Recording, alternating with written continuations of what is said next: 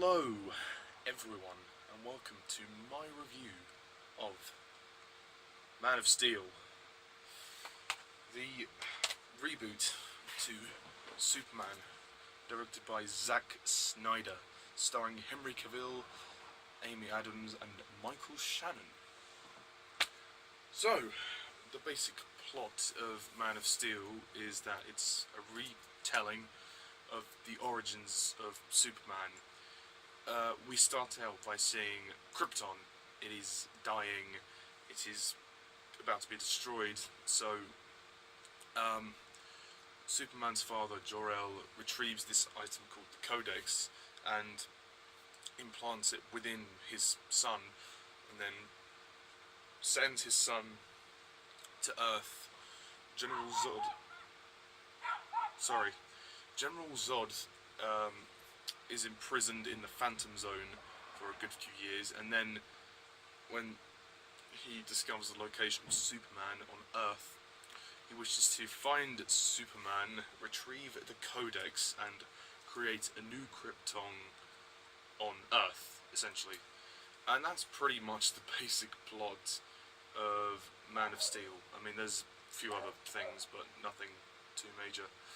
So, Man of Steel.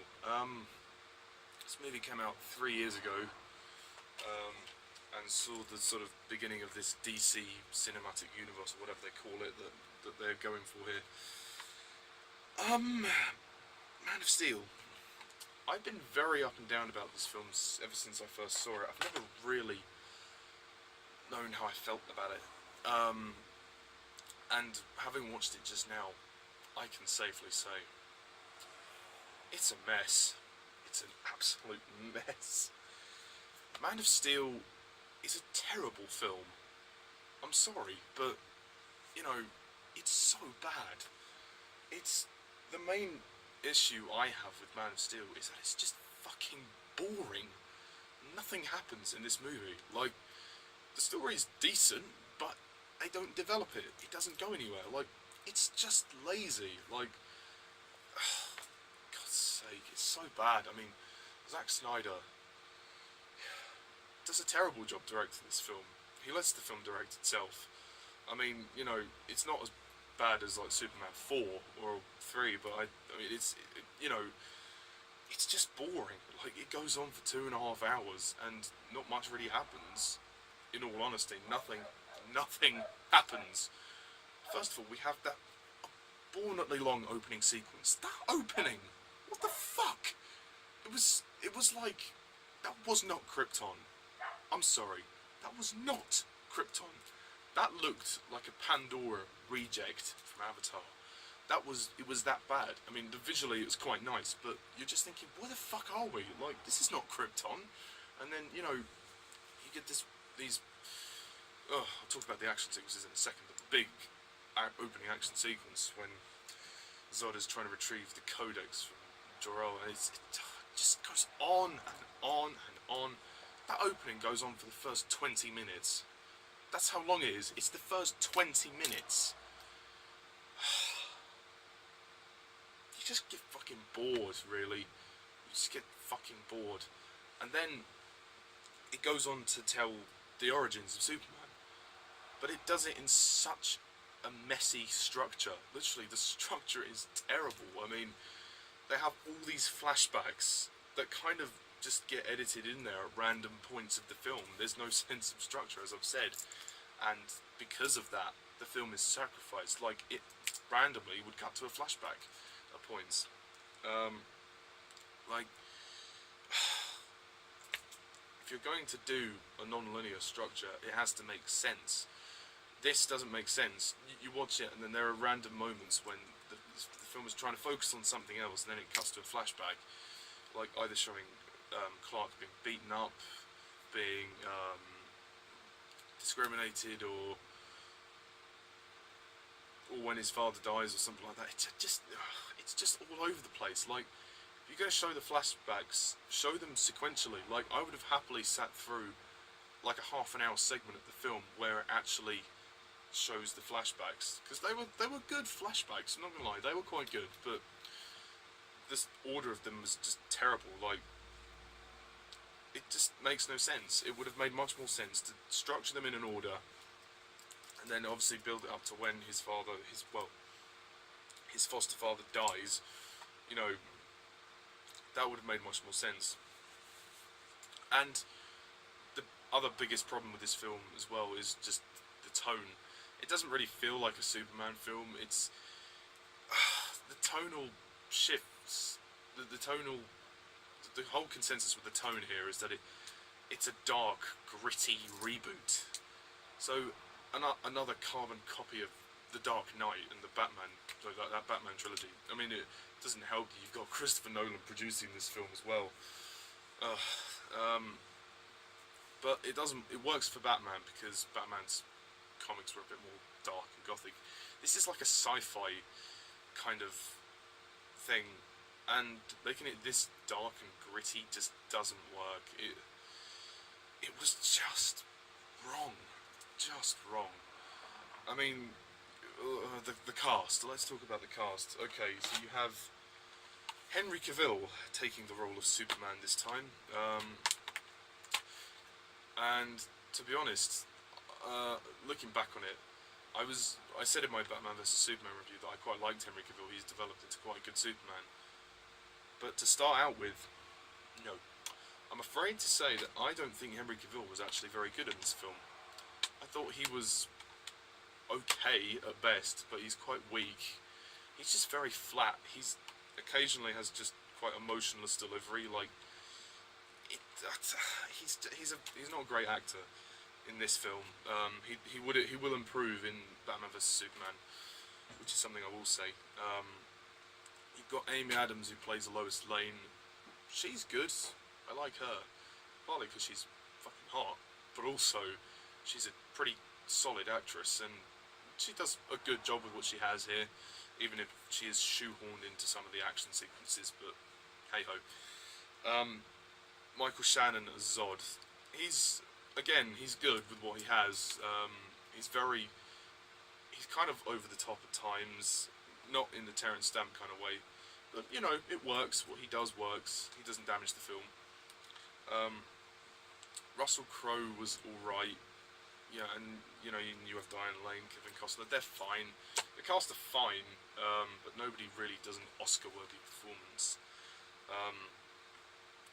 I just think dramatically this film is just a mess. Like, it's very hard to care about the characters here. I mean, especially in the opening sequence when, you know, Jor-El dies and Mara dies, and it just doesn't have the emotional weight or the emotional power that you want it to. And also when Jonathan Kent dies, that was just terribly done. I mean, I'm sorry, but he basically, you know, when he went back for the dog and then he stopped, you know, he puts his hand out and he stops Superman from using his powers. Who gives a fuck, mate? You got your powers, use them, save your father. God. I don't get it. Like, what the fuck? Like, it was just a silly idea. Like, I don't know. And the action sequences. The action sequences are fucking terrible. They are seriously bad. I mean, it's like literally like Zack Snyder grabbed a shovel and grabbed the dirt and just like kept digging and throwing the dirt towards the lens of the camera. That's literally what it feels like, because when it's literally people throwing each other around into buildings and everything's just going boom, crash, boom, boom. There's no physicality, there's no weight, there's no emotional drive with these action sequences. It's like a video game. It's like a fucking video game. Batman vs Superman kind of got away with it because the action was slightly better, but it's just terrible. And you know, structurally, as I've said, the film is crap, because then after the gratuitously long opening and the first half of the film with all the staggered flashbacks, you then have an hour. The last hour of the film is a constant action galore. It is the final battle goes on for the last hour. The last hour. That is way too long for a battle. For a final battle. The last hour is way too long. I'm sorry, that's just too much. It's too much, Snyder. That's just way too much. You just start to get very bored. It's tiresome. And at one point, my eyes were getting heavy. I was like, oh, this is too much destruction. I mean, you know, it's kind of verging on that Transformers level. It's like so much destruction, you don't know if you can handle it, really. At least Transformers, you can kind of see what's going on. This, the camera's going all over the place. I know you get some of that in Transformers as well, but, I mean, these are different action sequences to Transformers, but... this movie's just troubled on many levels, and it was a mess, and I think Zack Snyder's direction is poor. I'm not a big fan of Zack Snyder, to be honest. I've seen a few of his films. I like 300. I don't love it, but I like it. You've also got... I haven't seen Watchmen, so I can't comment on that. You've got Sucker Punch, which was just strange. And you have Batman vs Superman, and then you've also got this, Man of Steel, which is... It just does nothing. Like, it's just an unnecessary reboot that adds nothing to the actual saga itself. I mean, I would have been quite happy for Superman Returns to be the last one, to be kind of honest with you, but... and this film is just way too long. I mean, it's 2 hours 23 minutes, and it moves at snail's pace. It's boring. It's so boring, and also the scenes on the ship are just tedious. Like when they get captured, and then Lois Lane, they force her to go on the ship. It's like a plot device, you know. When Theora says, "Oh, Zod would like this woman to accompany me," and then you have that escape scene where she meets Jor-El.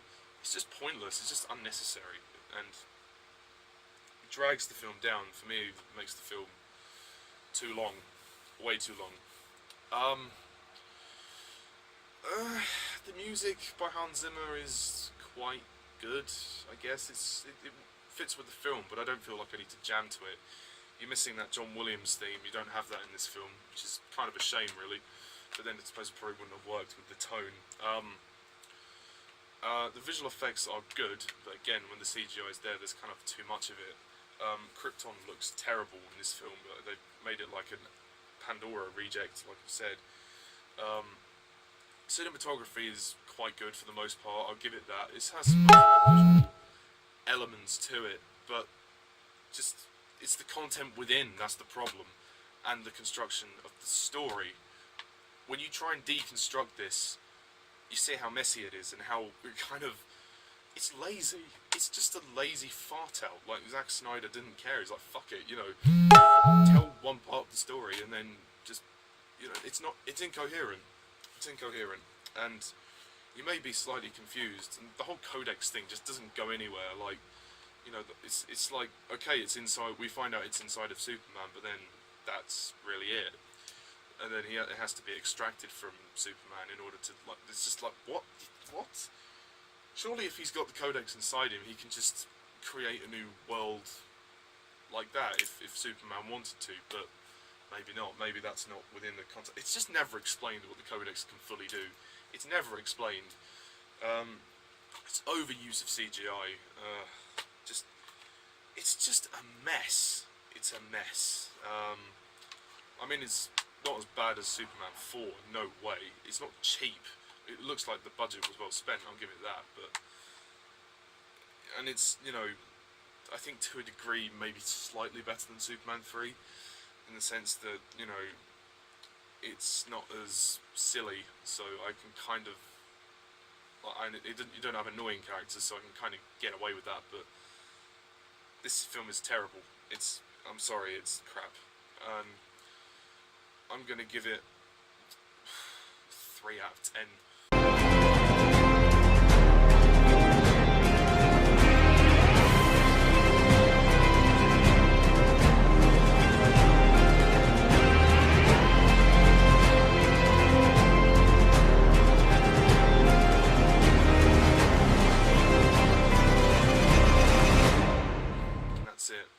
Scene is quite good when you see him as Clark Kent, and also the scene when he first flies is nice, but that's it. Man of Steel. Yippee! Well done. Oh, God. But, yeah, that's all I've got to say for Man of Steel. So, tune in later tonight when myself and Jack McCullough will be doing a hangout on the newer Superman films. So Superman Returns, Man of Steel, and, of course, Batman vs Superman. So yeah, that's all my reviews of the Superman movies. I have actually reviewed Batman vs Superman already, so that'll be in the playlist. Also, yeah, I meant to say Laurence Fishburne as Perry. Yeah, he's good. He's alright, I guess. Yeah, they don't spend enough time in the Daily Planet for me. I think that's also another thing. That's what I quite enjoyed about the first one, Christopher Reeve. So, yeah, that's all I've got to say about Man of Steel. So, thank you guys all for watching, and as always, I'm Mr. Thomas11. See ya.